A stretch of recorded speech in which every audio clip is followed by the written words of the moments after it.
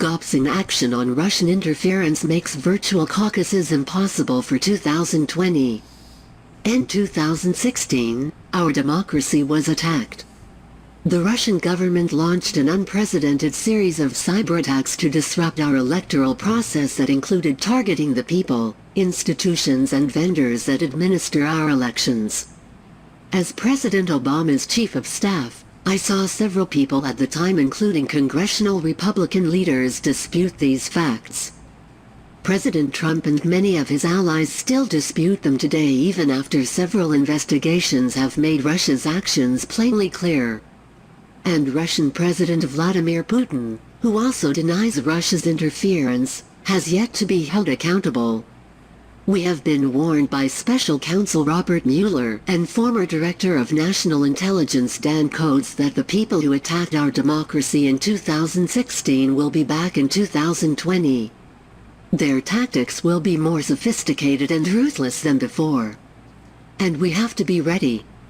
But so far, despite bipartisan and widespread concern among intelligence and cyber experts, we have seen nothing but inaction from President Trump and Senate Republicans, increasing the risk of continued attacks on the integrity of our elections. That's why I support the DNC's decision to reject a virtual caucus plan put forward by the Iowa and Nevada state parties. The goal of the Iowa and Nevada plans to make caucuses more inclusive and increase participation is laudable and in keeping with our party's intense focus on guaranteeing every eligible voter's access to the ballot. And we should continue to explore options that ensure and expand the most fundamental constitutional right, the right to vote. However, the virtual caucus proposal comes with serious cybersecurity risks. Security experts agree that the technology, as it exists now, is too vulnerable and could easily fall victim to hacking by outside actors, including foreign adversaries such as Russia. Given the scale and imminence of the Iowa and Nevada caucuses, Democrats simply cannot take that risk. I applaud the seriousness with which the DNC is handling this issue.